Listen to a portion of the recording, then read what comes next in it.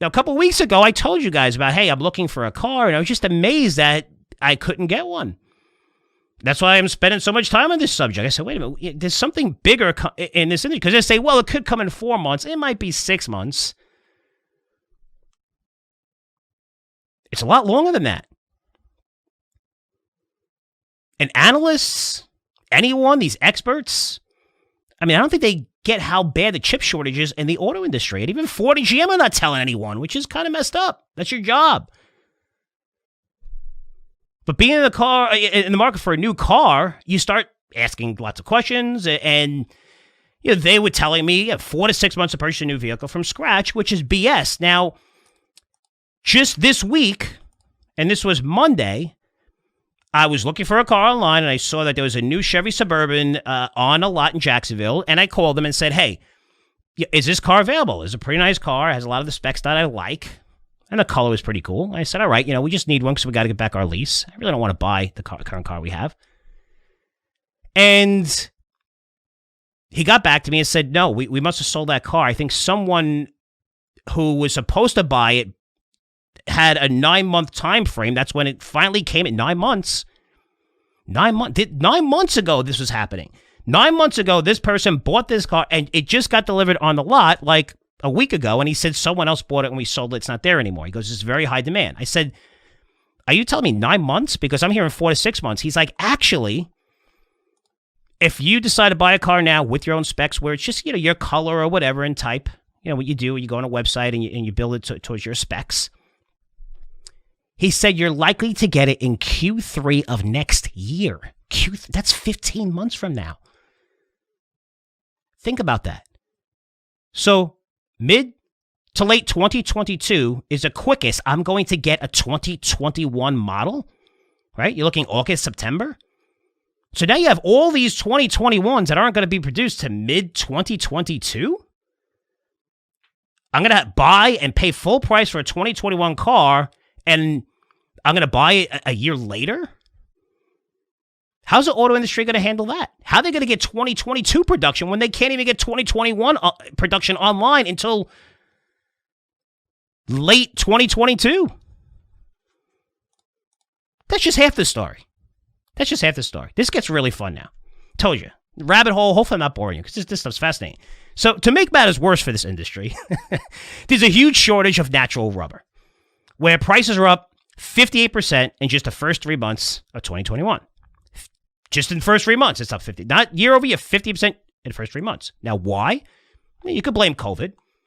Did some research, because I'm a nerd, on natural rubber, which is harvested by trees. So weather is a huge issue that could impact supply. And in 2019, pre-pandemic, a leaf disease plagued this industry and major rubber-producing countries like Thailand and Indonesia. And then in 2020, we had COVID. And farmers are like, I'm not planting these trees. No way, there's no demand out there. Absolutely not. And that's kind of crucial considering it takes 6 to 7 years for these trees to mature. So now you're going to see rubber prices go through the roof. Throw in high-rolled steel prices up 100% year over year. Aluminum up 80% year over year. This is everything that goes into a car. Stainless steel up 50%. Copper, you know it, near an all-time high. Lead up 75% plus year over year. Again, all these things go into a car. There's no inflation. No, it's transitory. There's no inflation. No inflation. But JP Morgan came out with an interesting statistic. They put it all together, these commodities. They call it a weighted commodity index of vehicles. So the prices of all the commodities combined to make the car and average how much those prices are going to cost for auto companies. And the average weighted of all these commodities are up 80% year over year. 80% prices are up year over year. We're not talking about food prices that are up, 10%, or this is up 6%, or this is up 80%. But there's no inflation. Don't worry about it. It's only going to be a little while. We're going to be fine. That's okay. It's going to be transitory. And how long is transitory? The Fed doesn't tell us that. So when you say brief, I think 3 months. I think maybe I might give you 6 months. No. Transitory to the Fed means 18 to 24 months. We are going to see inflation explode. We're seeing it. We're going to see it explode because the only cure for this is to raise prices across the board in every industry, raising prices. It's the only cure. That's how you're going to make your numbers. Just raise prices. When you're looking at retail sales being higher, you're looking at all kinds of sales being higher. It's not because they're selling more products. They're selling less products for much higher prices, which nobody's talking about. There's just not enough products to buy. You're throwing in the auto industry, throw in the stockpiling from China, which China's brilliant, right? They're going to screw our domestic auto industry beautifully. Stockpiling, a lot of commodities. And then you throw in Goodyear and Bridgestone. I looked at those companies, and they say, hey, you know what? Rubber prices, things are okay for now because there's really no supply in the market, right? Everything's idle, right? So no one's really buying stuff. But next year, good luck. Rubber prices are going to be to the auto industry what lumber is to the home industry. You're looking at 300-400% increase in a year time frame. They're going to absolutely surge. They're already starting to surge. You're not really seeing it that much because, again, there's not enough cars right now. No one's really producing cars. But you're going to see it next year. These are all major, major, major headwinds.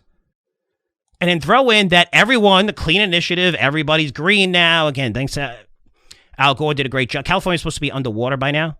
That's what he predicted. It was going to be underwater. We're dead. And he just bought like a $6 million house, $7 million house, I think, in California. He's so smart, that guy. Just tell people something that they could truly believe in, and you're going to make the most money possible off of it. It's very easy to do through social media. You get it, just like COVID. It didn't start in China. COVID. No way. It wasn't from the lab. That's what we were told.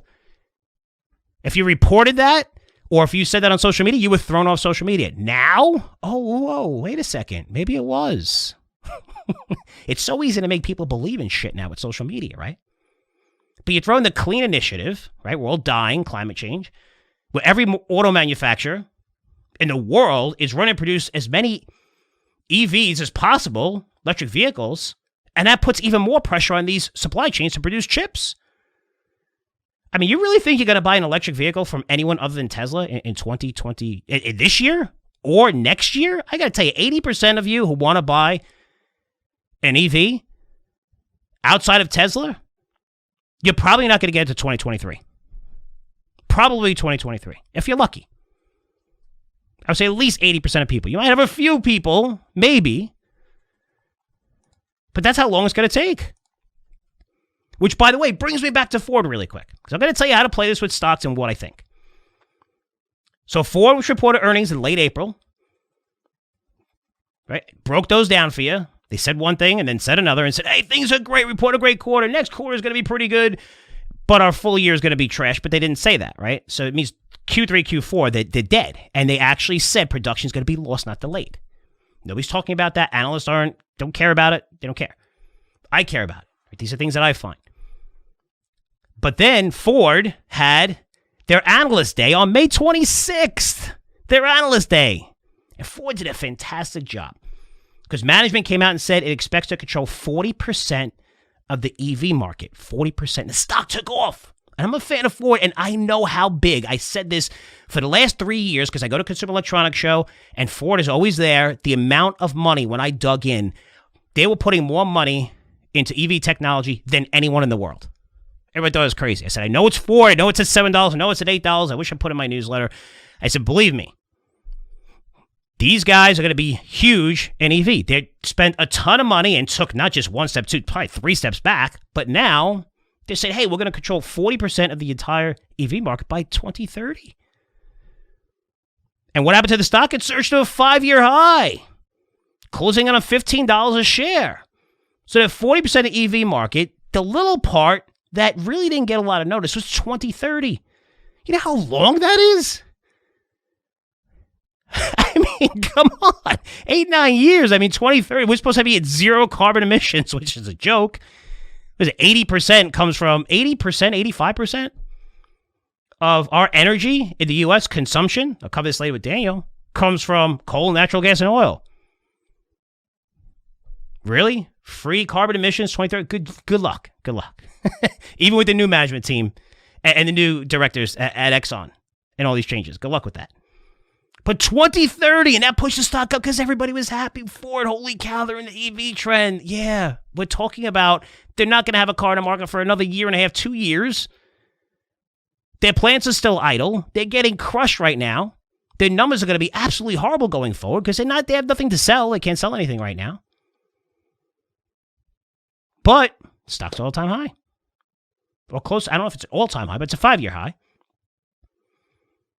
So we're looking at forecasts like this, that's with a company that's going to see a massive decline in unit sales, at least over the next 9 months, probably more like the next 5 to 6 quarters.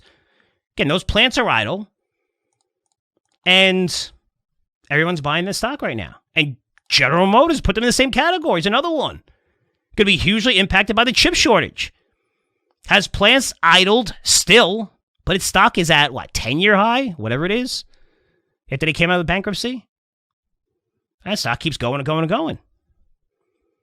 I mean, based on the most conservative analysis that I've done, very, very conservative number, we're going to see at least a 20% cut in production due to chip shortage over the next 6 months. At least. It's probably going to be more like 45 to 50%. They just can't get these cars. They can't get the chips in the car. They don't have the capacity because everyone's has this chip shortage.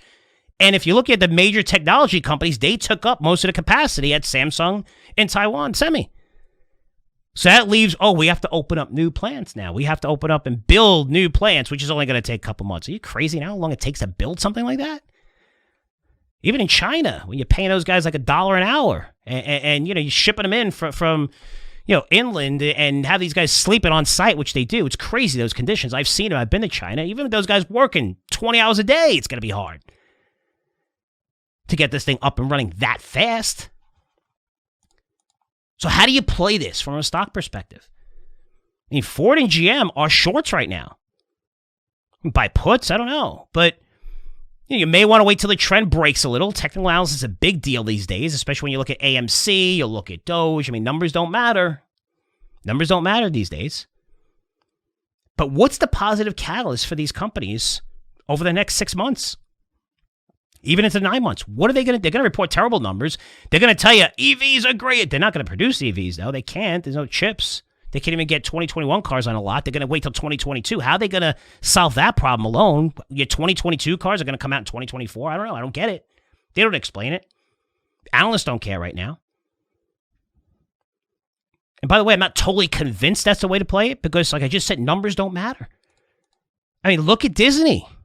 I was wrong on Disney. I was wrong. I can't believe I'm one of the analysts in the world that say when I'm wrong. Holy cow. It puts me in a different category than the whole entire industry. But I was wrong on Disney. I was right on the numbers, but I was wrong on the stock, and the stock went higher and higher. Look, Disney's going all in on streaming. I know streaming very, very, very, very well. I said, this is a money-losing industry. Companies lose billions and billions and billions of dollars to generate, $5, $6, $7 a month, maybe $10 a month. It all worked because of COVID. More people are staying home. So what did Disney do? Disney said, hey, you know what? Nobody cares about earnings and sales. Nobody cares. And everything we do is closed, right? Broadway, our parks, Hollywood, everything's closed. Let's just go all in on streaming. Give the service away for free for everyone practically. I mean, I got it for free for life because I'm a Verizon customer. And build that up to 100 million plus people. And Wall Street bought in and said, we love this. This is awesome.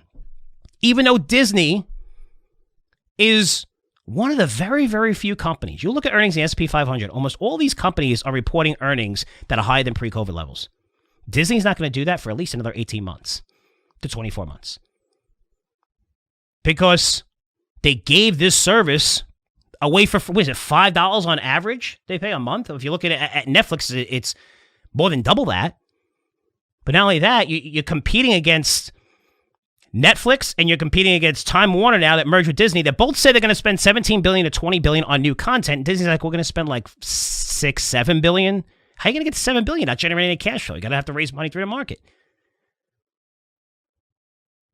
So, yeah, it's almost like Curzio Research, right? We have our CEO token that you have an equity stake in our business, we pay a dividend. I mean, maybe I should say we're giving away all of our research products for free. Our token would probably go up 1,000%. We're not going to generate money, but who cares? We're not going to generate any money. Nobody cares.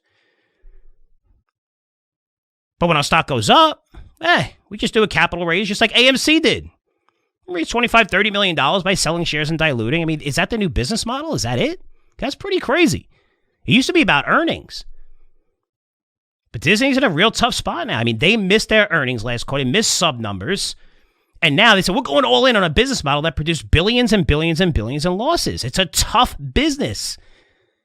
I mean, dealing with actors, locking them up for contracts, and it's difficult. Like, Netflix gives away everything to these people. That's why there's not an actor that hasn't worked for Netflix that didn't say it's the greatest thing in the world. They love it. It's like they get full reign to do whatever they want.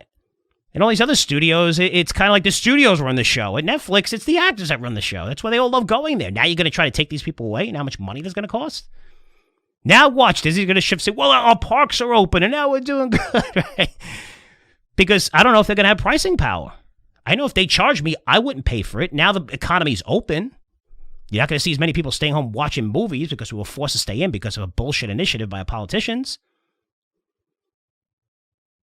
So, are Ford and GM shorts based on the numbers? Absolutely, but, who knows? There's zero chance of them meeting their estimates, unless sell-side analysts happen to lower them by 40, 50% going into the quarter, then they'll say, oh, they blew away estimates. People don't talk about during the quarter that, they lowered them tremendously so they could beat them. At the end of the day, these companies are going to have to take massive write-downs.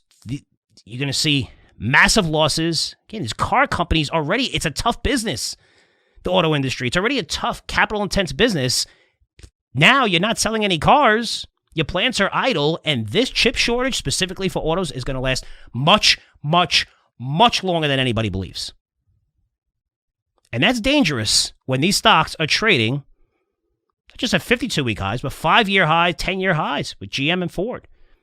So if these guys continue to bullshit you about EVs, maybe they do that. I don't know what the positive news is going to be over the next 6-9 months because they're not selling cars.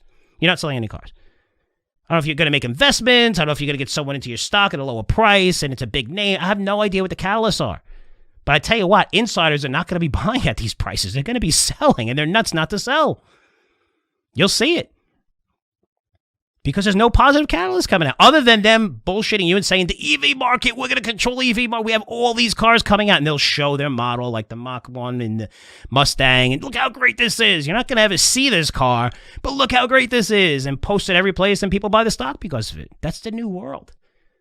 But as the numbers go, I would short these things, but if you don't want to short, the other great play here is buy CarMax. I mean, I dealt with CarMax for the first time. A lot of you probably dealt with them. This is a car that just sells, a company that sells used cars and ship them in from everywhere. I shipped a car in for $200. I turned out that I didn't buy it, but it was like a week later. They called me. Everything was great. The service was great. Place was packed. People need cars. They can't go to the dealerships. The dealerships don't have any cars. They barely have cars in their lots. It's going to be like that for a long time. So now you have CarMax trading at, 25 times forward earnings. You think that's expensive? Their earnings are going to explode. They're going to explode. They're going to be able to charge whatever they want for cars. It's the only game in town. You see prices surge from these levels at least over the next 9 to 12 months. Who benefits? CarMax. They're the ones that have cars. I never thought of, hey, I'm going to buy a used car from a used car. I didn't do that. Usually I lease a car or maybe a car that's a year old or something off the lot of the dealership. I was forced to go to CarMax. I'm telling you, being forced to go to CarMax is like being forced to use Amazon during the pandemic. You realize, holy shit, this is really cool. This is awesome. There's a lot of people that don't use Amazon, and everyone's getting their shit delivered by Amazon. They're not going to change. It's not because of the pandemic and they're going out and they like to go shopping. I mean, it's nice. Every month you get your paper towels, your toilet paper delivered to your doorstep, your paper plates. It's pretty nice. You put it on auto. People aren't going to change that. Now you're forcing more people to go to CarMax. I wasn't familiar with this brand. I know it was good. I know it's a good management team.